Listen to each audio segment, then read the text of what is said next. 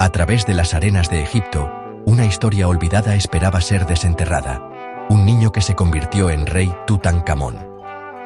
Gobernó brevemente durante un tiempo de agitación, su legado borrado, su nombre perdido en el desierto por siglos. Tutankamón era más que un nombre. Era el vínculo viviente entre dioses y mortales, encargado de restaurar el antiguo orden de Egipto después de las reformas radicales de Akenatón. Su muerte sumió su memoria en la oscuridad, su tumba sellada e intacta por más de 3000 años. Mientras los nombres de otros faraones resonaban a través de la historia, el de Tutankamón se convirtió en un tenue susurro, un enigma para las generaciones futuras. Se pensaba que el Valle de los Reyes había entregado todos sus secretos hasta que un hombre se negó a abandonar la búsqueda. Howard Carter, impulsado por la obsesión, arriesgaría todo para encontrar al rey perdido. Su búsqueda no era de oro, sino de un pedazo de historia, una leyenda esperando ser despertada. Las arenas contuvieron el aliento, preservando un misterio para el momento adecuado. El mundo estaba a punto de redescubrir a un rey, y con él, una leyenda que acecharía a generaciones.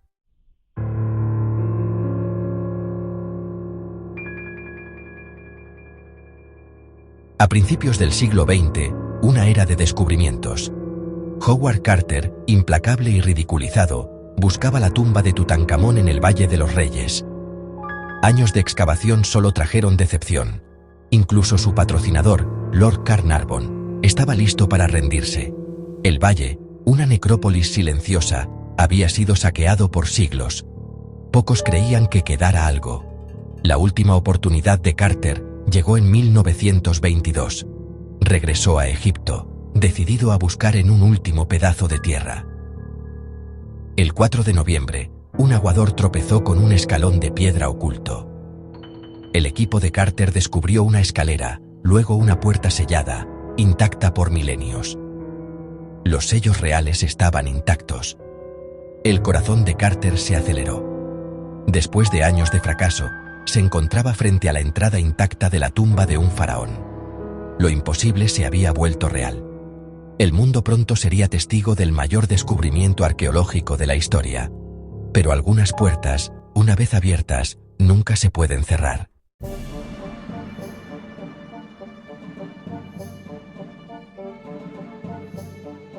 El aire estaba cargado de expectación, mientras Carter y su equipo se enfrentaban a la puerta sellada. Abrieron la entrada, encontrando un pasaje lleno de escombros, una defensa final contra los intrusos. En la segunda puerta sellada, Carter hizo un pequeño agujero, miró y susurró. Sí, cosas maravillosas. La antecámara desbordaba de oro, carros, estatuas, tesoros más allá de la imaginación. Esta no era la tumba de un rey menor. Era el legado de un faraón, perfectamente conservado. El mundo celebró, cautivado por las riquezas del rey niño. Pero a medida que el asombro inicial se desvanecía, la inquietud se apoderaba. Susurros de una maldición comenzaron a circular entre los trabajadores. Perturbar el descanso eterno de un rey, decían, era invitar a las consecuencias. La puerta de la tumba se había abierto, pero ¿qué más se había desatado? La leyenda de Tutankamón renació, junto con una sombra de pavor. El mundo pronto aprendería que algunos misterios tienen un precio.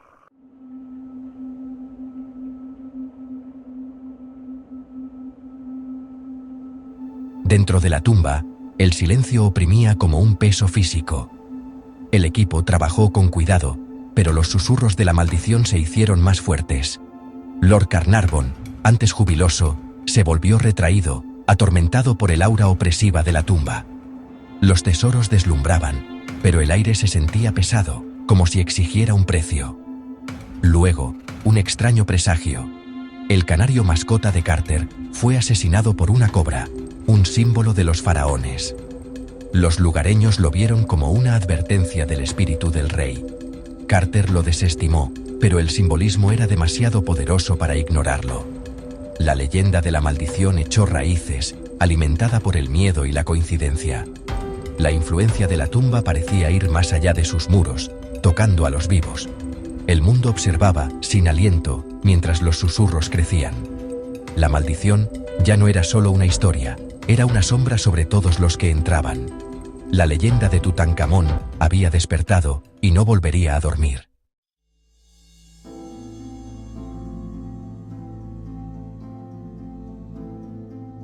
El mundo celebró los tesoros dorados de la tumba, pero la oscura profecía persistía. La maldición necesitaba una víctima, y no tardó en reclamar a Lord Carnarvon. Una simple picadura de mosquito en Luxor se infectó, y su salud se deterioró rápidamente. Fue trasladado a El Cairo, pero nada se pudo hacer. El 5 de abril de 1923, Lord Carnarvon murió. Al mismo tiempo, su perra Susie murió en Inglaterra, y las luces de El Cairo se apagaron. El mundo creyó que la maldición del faraón había cobrado su primera víctima.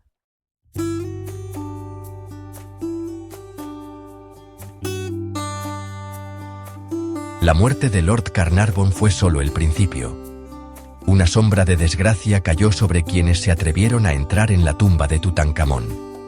George J. Gould enfermó tras su visita y murió poco después. El patrón se repetía: visita, enfermedad, muerte. El príncipe Ali Kamel Fahmy Bey fue asesinado tras visitar la tumba. La lista de víctimas crecía, alimentando la leyenda de la maldición. Los tesoros dorados de Tutankamón parecían tener un precio terrible, pagado con vidas humanas.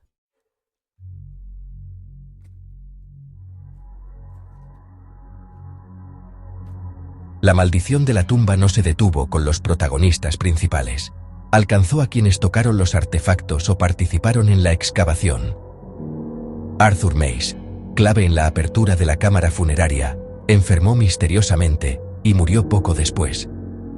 Richard Bethel, secretario de Lord Carnarvon, también cayó víctima, hallado muerto en Londres, en circunstancias sospechosas. Su padre, Lord Westbury, devastado, se suicidó. El coche fúnebre que lo llevaba atropelló a un niño. La red de muerte y tragedia se expandía, como si la tumba reclamara a todos los que la profanaron.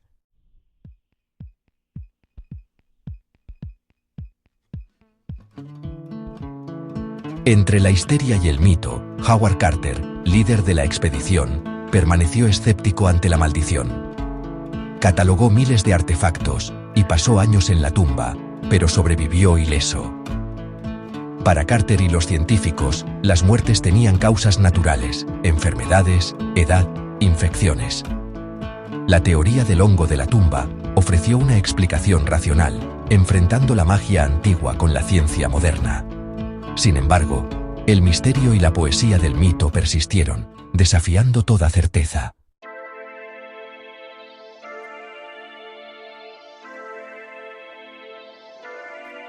Cuando la leyenda de la maldición de Tutankamón alcanzó su punto más álgido, surgió la voz calmada de la ciencia. Howard Carter, el hombre en el centro de la tormenta, vivió una larga vida tras explorar la tumba, desafiando la narrativa sobrenatural. Carter ridiculizaba la idea de la maldición, señalando que las muertes eran explicables por enfermedades, edad y el duro clima egipcio. Los científicos propusieron que la verdadera amenaza no era un fantasma, sino microorganismos y patógenos ocultos en la tumba. Así, la ciencia iluminó el misterio, buscando respuestas bajo el microscopio, no en la superstición.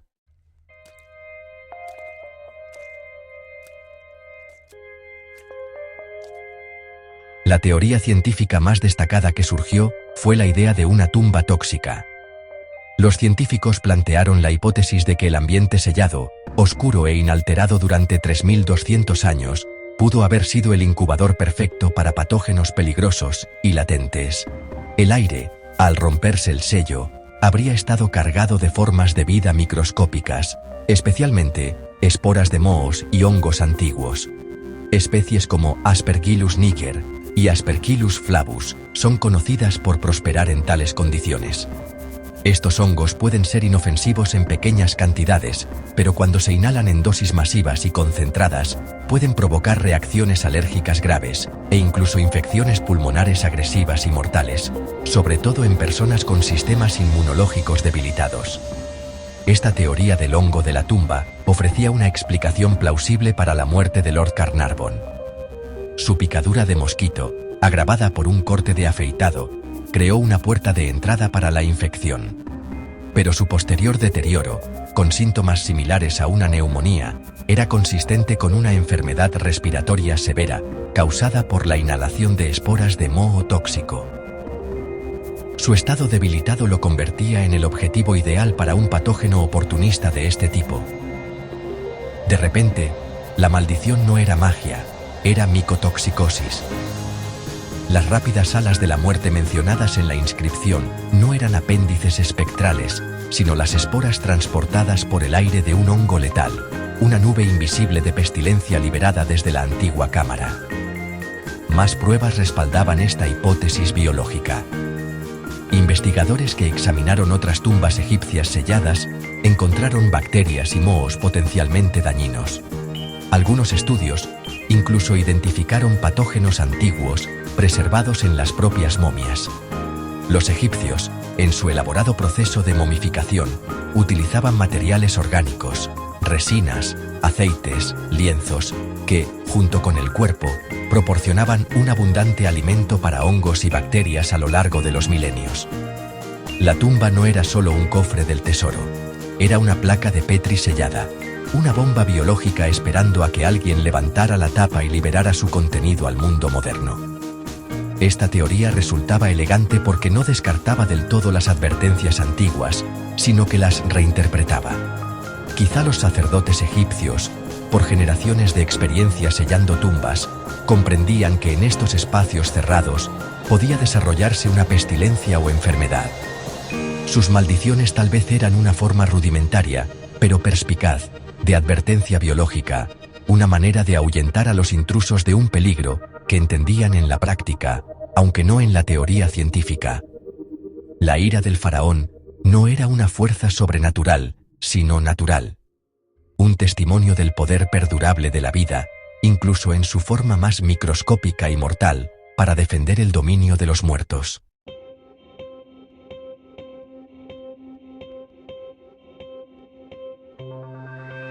Aunque la teoría del moho tóxico parecía convincente, algunos escépticos recurrieron a la lógica de las estadísticas y la probabilidad. Sostenían que la maldición era solo un sesgo cognitivo.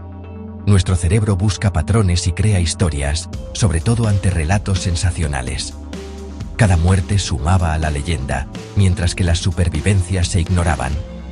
Un estudio demostró que no hubo diferencia en la esperanza de vida entre los expuestos y los no expuestos. La leyenda se construyó sobre unas pocas muertes llamativas, ignorando la evidencia. La maldición de Tutankamón fue, en realidad, una creación moderna de los medios.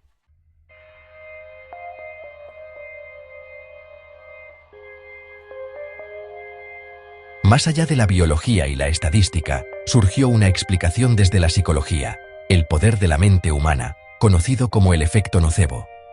Si alguien cree profundamente en una maldición, su miedo puede desencadenar respuestas físicas reales, debilitando su salud.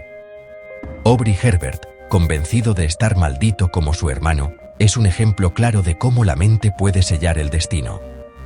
La histeria mediática amplificó el efecto, haciendo de la maldición una profecía autocumplida.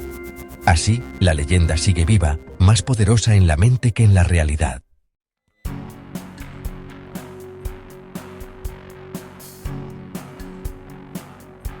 Han pasado 100 años desde que Howard Carter miró dentro de ese abismo dorado. La ciencia ha ofrecido explicaciones lógicas, pero el enigma persiste.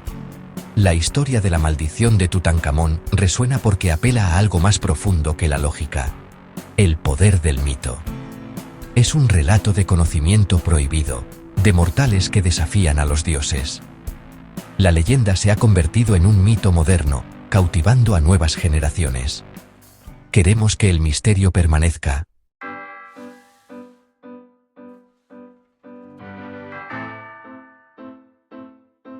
En el corazón de este enigma yace un solo objeto deslumbrante: la máscara funeraria de Tutankamón.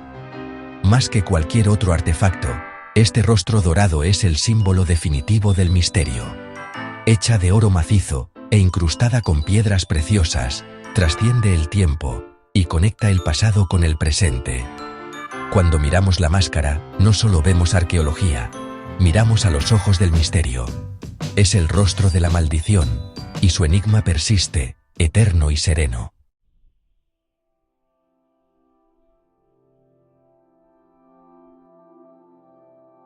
Entonces, ¿cuál es el veredicto final?